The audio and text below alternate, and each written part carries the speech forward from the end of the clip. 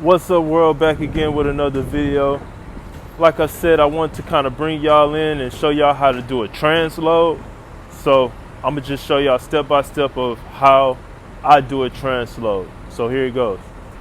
First and foremost, what I would start off doing, I want to have some space between the trucks, and I want to let my lift gate down. So that's what I'm going to do now. I'm gonna let down the lift gate. Let that down real gentle like. Open this up. So you got your lift gate down, and the reason why you want some space is in order to let the lift gate down, so you can measure where you need to put the lift gate, and then make the transload. So I got the lift gate down, I'm lifting it up.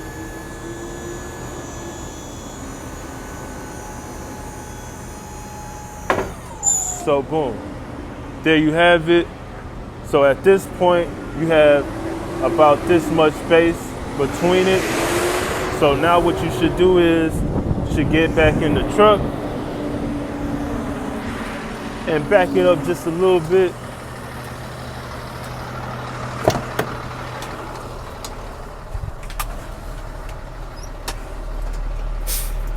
So I got it in reverse. Close the door so I can check my mirrors as well. So you just want to let it back gentle like, because you don't want to mess up the lift gate. So there you go.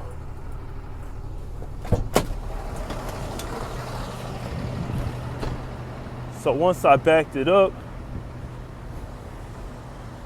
actually perfect. Wow. Okay, so right on the money. So at this point, it should be an easy transload where you can just get on a pallet jack, and take out those pallets. So I'm putting those pallets in my truck. So I got my pallet jack.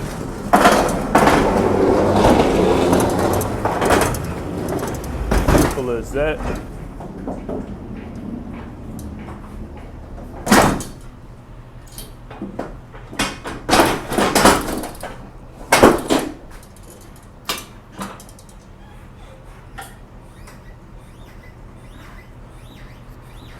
Jacking it up.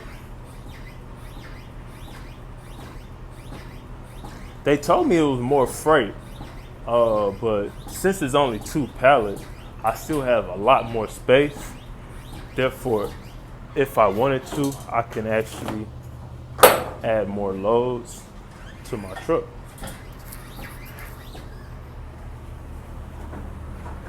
I already have 2 loads, and they're both going to the same, basically to the same destination.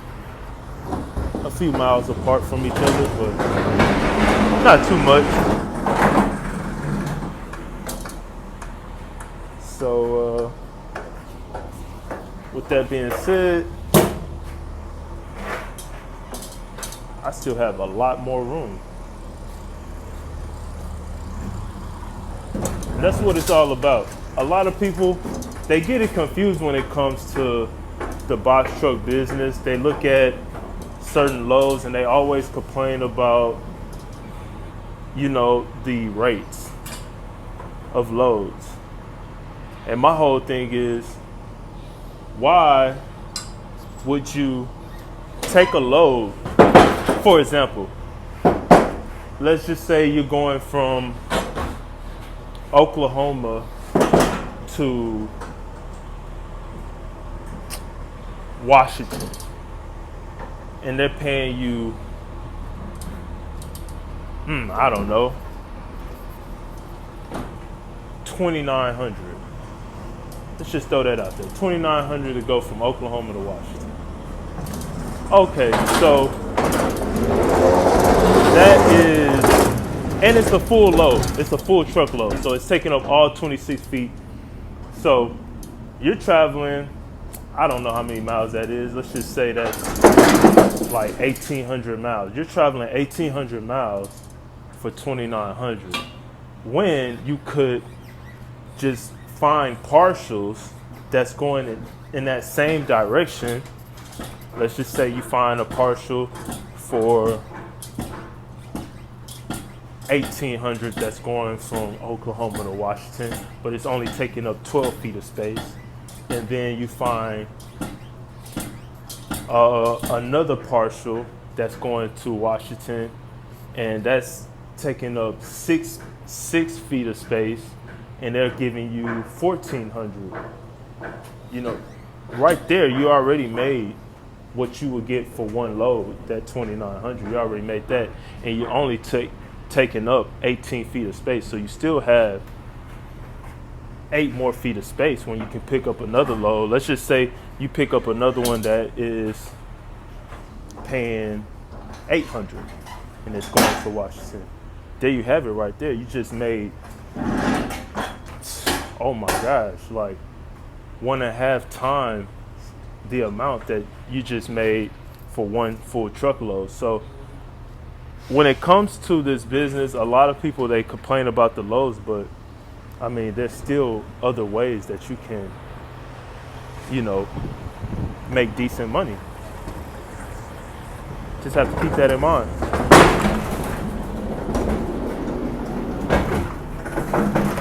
So there you have it. That is a Transload. I'm all set. And let me flip this around so I can give y'all an idea of how much more space I have.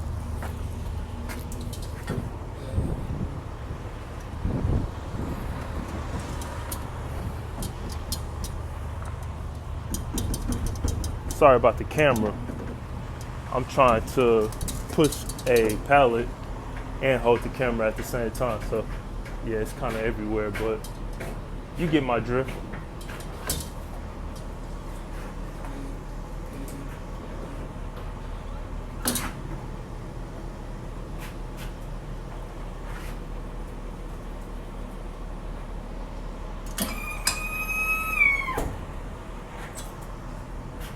So there you have it. I just made the Transload, and look,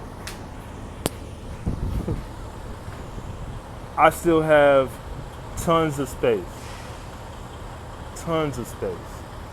and I'm going to try to find another load that's headed in the direction of these 2 loads and fill up this space, because with those 3 pallets and these 2 pallets, they equal,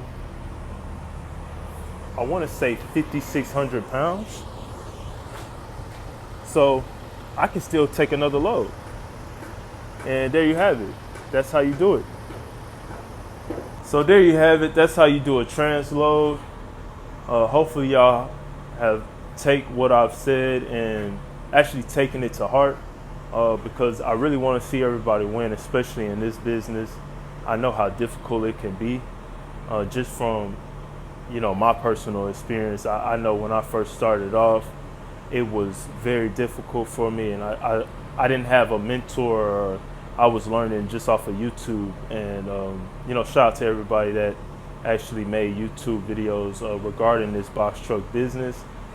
But I kind of want to get more in depth than some of the videos that I've seen, and actually explain, you know, how to do certain things. So there you have it. That's how you should do a Transload.